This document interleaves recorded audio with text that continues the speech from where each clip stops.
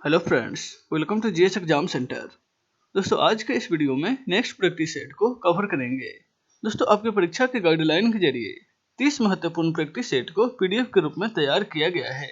यदि आप पीडीएफ चाहते हैं तो नीचे दिए गए डिस्क्रिप्शन बॉक्स में व्हाट्सएप नंबर दिया गया है, आप उस पर जाकर विशेष जानकारी प्राप्त कर सकते हैं। तो दोस्तों, चलते हैं इस वीडियो की तरफ, जिसका पहला प्रश्न इस प्रकार से है। आज का पहला प्रश्न है, किस समिति ने केंद्र और राज्य सरकारों के संबंधों की जांच किया था? किस समिति के द्वारा केंद्र और राज्य सरकारों के संबंध की जांच की गई थी? तो राइट आंसर हो जाएगा ऑप्शन सी, सरकारिया आयोग समिति के द्वारा केंद्र और राज्य सरकारों के संबंधों के बीच जांच की गई थी। ऑप्शन सी इसका राइट आंसर हो जाएगा। नेक्स्ट है क्वेश्चन नंबर 2। निम्नलिखित में से कौन सा एक प्रकाश संश्लेषी वर्णक का नहीं है?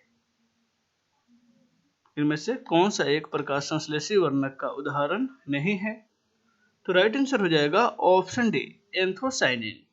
एंथोसाइनिन प्रकाश संश्लेषी वर्णक का उदाहरण नहीं है। ऑप्शन डी इसका राइट आंसर हो जाएगा। बाकी ये पर्णहरित यानी कि क्लोरोफिल, फाइकोबिलिन और कैरोटीनाइड, ये तीनों जो है प्रकाश संश्लेषी वर्णक है। नेक्स्ट है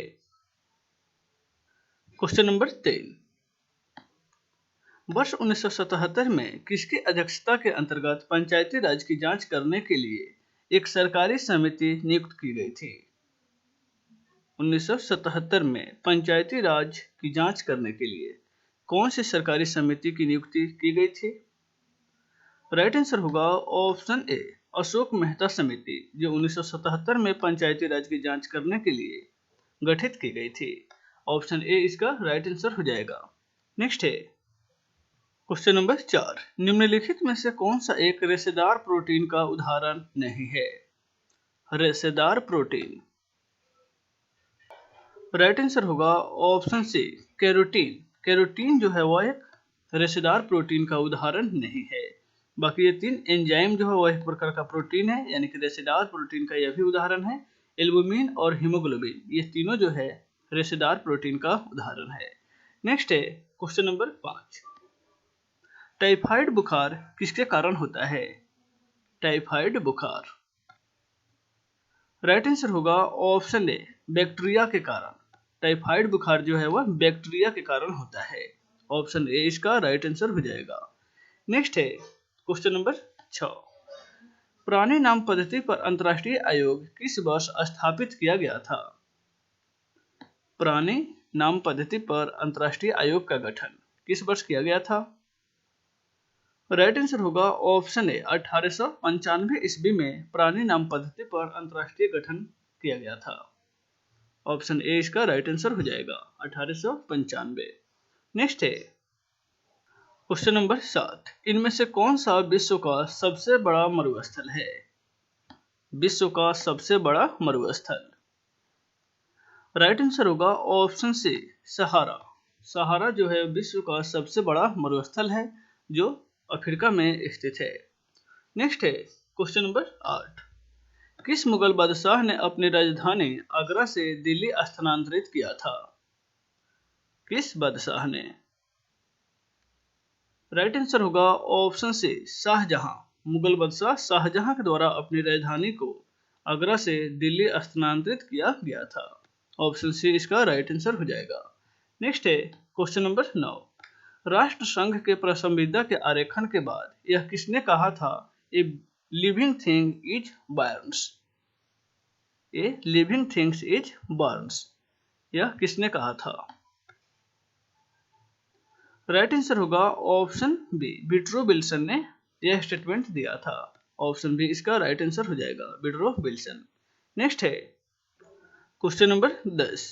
0.3 मीटर की तरंगदैर्घ्य वायु में उत्पन्न होती है और यह 300 मीटर प्रति सेकंड की गति से यात्रा करती है, तो यह किस प्रकार की तरंग होगी? 300 मीटर प्रति सेकंड की गति से यात्रा करने वाली तरंग किस प्रकार की तरंग होती है? तो राइट आंसर होगा ऑप्शन ए, श्रव्य तरंगे। यहाँ पे देखिएगा ए और बी दोनों में दिया गया है श्रव्य तरंग, यानी कि श्रव्य तरंग जिसे मनुष्य अपने कानों से सुन सकता है, उसे श्रव्य तरंग कहा जाता है, जिसकी आवृत्ति 20 हर्ट्ज से लेकर 20,000 हर्ट्ज के बीच होती है। नेक्स्ट है क्वेश्चन नंबर 11। प्रोग्राम इनपुट और आउटपुट के बीच का समय क्या कहलाता है? प्रोग्राम इनपुट और आउटपुट के बीच का समय। राइट आंसर होगा option A, turn around time. उसको टर्न अराउंड टाइम कहा जाता है। यह कंप्यूटर की दुनिया की प्रश्न है, कंप्यूटर से संबंधित। नेक्स्ट है क्वेश्चन नंबर 12। भारतीय राष्ट्रीय grid computing initiative for scientific engineering and academic community का नाम क्या है? भारतीय राष्ट्रीय grid computing initiative for scientific engineering and academic community का नाम इनमें से क्या है? राइट आंसर होगा ऑप्शन सी, उसे गरुड़ कहा जाता है। ऑप्शन सी इसका राइट आंसर हो जाएगा। नेक्स्ट है क्वेश्चन नंबर 13। सोडियम कार्बोनेट आमतौर पर किस नाम से जाना जाता है? सोडियम कार्बोनेट को आमतौर पर किस नाम से जाना जाता है? तो राइट आंसर हो जाएगा ऑप्शन ए, ऑप्शन बी हो जाएगा, धोने का सोडा। सोडियम कार्बोनेट को धोने का सोडा यानी कि धोबिया सोडा के नाम से जाना जाता है या वॉशिंग सोडा के नाम से भी जाना जाता है। सोडियम बाइकार्बोनेट को बेकिंग सोडा कहा जाता है यानी कि खाने का सोडा। नेक्स्ट है क्वेश्चन नंबर 14। वर्गीकरण की कैरोलस लिनियस प्रणाली इनमें से कौन सी है? वर्गीकरण की कैरोलस लिनियस प्रणाली। राइट आंसर होगा ऑप्शन सी, वह द्विपद प्रणाली है।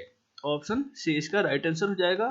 कैरोलस लिनियस के द्वारा वर्गीकरण की द्विपद प्रणाली दी गई थी। नेक्स्ट है क्वेश्चन नंबर 15। लघु ज्वार भाटा इनमें से कौन सा होता है? लघु ज्वार भाटा। राइट आंसर होगा ऑप्शन बी, दुर्बल ज्वार भाटा होता है, क्योंकि नाम से यहाँ लघु, लघु यानी कि कमजोर यानी कि दुर्बल, छोटा। नेक्स्ट है क्वेश्चन नंबर 16। अर्थशास्त्र के लेखक किसके समकालीन थे? अर्थशास्त्र के लेखक कौन थे? तो कौटिल्य थे यानी कि विष्णुगुप्त। वह किसके समकालीन थे? राइट आंसर होगा ऑप्शन बी, वह चंद्रगुप्त मौर्य के प्रधानमंत्री थे यानी कि चंद्रगुप्त मौर्य के दरबार में वह रहते थे। ऑप्शन बी इसका राइट आंसर हो जाएगा। नेक्स्ट है क्वेश्चन नंबर 17। ताजमहल किसके द्वारा बनवाया गया था? काफी आसान प्रश्न है। तो यह जो है शाहजहां के द्वारा बनवाया गया था, उनकी बीबी मुमताज महल के यादगार में। नेक्स्ट है क्वेश्चन नंबर 18। चुनाव आयोग किस अनुच्छेद के अंतर्गत स्थापित किया गया है? चुनाव आयोग को। राइट आंसर होगा ऑप्शन सी, अनुच्छेद 324 के अंतर्गत चुनाव आयोग को स्थापित किया गया है। ऑप्शन सी इसका राइट आंसर हो जाएगा। नेक्स्ट है क्वेश्चन नंबर 19। जब दो परमाणुओं के बीच आबंध बनता है तो प्रणाली की ऊर्जा में क्या प्रभाव पड़ता है? जब दो परमाणुओं के बीच आबंध बनता है तो उनकी ऊर्जा में क्या प्रभाव पड़ता है? राइट आंसर होगा ऑप्शन सी, उनकी ऊर्जा जो है वैसे ही रहती है, कोई प्रभाव नहीं पड़ता है। ऑप्शन सी इसका राइट आंसर हो जाएगा। नेक्स्ट है क्वेश्चन नंबर 20। जल का सर्वाधिक घनत्व कितने ताप पर होता है? जल का सर्वाधिक घनत्व। राइट आंसर होगा ऑप्शन सी, 4 डिग्री सेल्सियस पर जल का घनत्व सर्वाधिक होता है। ऑप्शन सी इसका राइट आंसर हो जाएगा। नेक्स्ट है क्वेश्चन नंबर 21। निम्नलिखित महाद्वीपों में से कौन सा महाद्वीप पृथ्वी के उत्तरी दक्षिणी और पूर्वी पश्चिमी गोलार्ध में स्थित है? उत्तरी दक्षिणी और पूर्वी पश्चिमी गोलार्ध में। राइट आंसर होगा ऑप्शन बी, अफ्रीका महाद्वीप जो है वह पृथ्वी के उत्तरी दक्षिणी और पूर्वी पश्चिमी गोलार्ध में स्थित है। ऑप्शन बी इसका राइट आंसर हो जाएगा। नेक्स्ट है क्वेश्चन नंबर 22। पंचतंत्र की कथाओं का संकलन किसने किया था? पंचतंत्र की कथाओं का संकलन। राइट आंसर होगा ऑप्शन सी, विष्णु शर्मा के द्वारा यह उल्लेखित है। ऑप्शन सी इसका राइट आंसर हो जाएगा। नेक्स्ट है क्वेश्चन नंबर 23। यदि किसी व्यक्ति को बंदूक की गोली लगने पर उसके शरीर से सभी गोलियां नहीं निकाली जाती है तो वह निम्नलिखित में से किस कारण उसके शरीर में जहर फैल जाता है? राइट आंसर होगा ऑप्शन डी, आर्सेनिक के कारण। यदि किसी व्यक्ति को गोली लगती है तो वह आर्सेनिक के कारण उसके शरीर में जहर फैल जाता है, जिसके कारण उसकी मृत्यु हो जाती है। नेक्स्ट है क्वेश्चन नंबर 24। मानव अधिकार दिवस कब मनाया जाता है? मानव अधिकार दिवस। राइट आंसर होगा ऑप्शन डी, 10 दिसंबर को मानव अधिकार दिवस के रूप में मनाया जाता है। ऑप्शन डी इसका राइट आंसर हो जाएगा। नेक्स्ट है क्वेश्चन नंबर 25। हाइड्रोक्लोरिक ब्रेक किस सिद्धांत पर आधारित होता है? Hydraulic brake. राइट आंसर होगा ऑप्शन सी, यह पास्कल सिद्धांत पर यानी कि पास्कल के नियम पर आधारित ब्रेक होता है। ऑप्शन सी इसका राइट आंसर हो जाएगा। नेक्स्ट है क्वेश्चन नंबर 26। ट्रांसफार्मर का क्रोड निम्नलिखित में से किसका बना होता है? ट्रांसफार्मर का क्रोड। राइट आंसर होगा ऑप्शन ए, वह नर्म लोहे का बना होता है। ऑप्शन ए इसका राइट आंसर हो जाएगा। नेक्स्ट है क्वेश्चन नंबर 27। खींचे हुए रबड़, खींचे हुए धनुष तथा खींचे हुए कमानी में भंडारित ऊर्जा कौन सी होती है? राइट आंसर होगा ऑप्शन बी, स्थितिज ऊर्जा। यानी कि खींचे हुए रबड़ या खींचे हुए धनुष में उसमें स्थितिज ऊर्जा भंडारित रहती है। ऑप्शन बी इसका राइट आंसर हो जाएगा। नेक्स्ट है क्वेश्चन नंबर 28। रेडियोधर्मिता का आविष्कार किसने किया था? रेडियोधर्मिता का आविष्कार। राइट आंसर होगा ऑप्शन डी, हेनरी बेकुरल के द्वारा रेडियोधर्मिता का आविष्कार किया गया था। ऑप्शन डी इसका राइट आंसर हो जाएगा। नेक्स्ट है क्वेश्चन नंबर 29। यदि लोलक की लंबाई 4 गुनी कर दी जाए तो उसका आवर्तकाल पर क्या प्रभाव पड़ेगा? लोलक की लंबाई को 4 गुनी बढ़ा दी जाती है तो उसके आवर्तकाल पर क्या प्रभाव पड़ेगा? राइट आंसर हो जाएगा ऑप्शन सी, उसकी आवर्तकाल जो है वह दोगुना बढ़ जाएगी। ऑप्शन सी इसका राइट आंसर हो जाएगा। देखिएगा यहाँ 2 गुना हो जाएगा, बी में भी दिया गया है। नेक्स्ट है क्वेश्चन नंबर 23। पानी के अंदर हवा का बुलबुला किस सिद्धांत पर कार्य करता है? पानी के अंदर हवा का बुलबुला।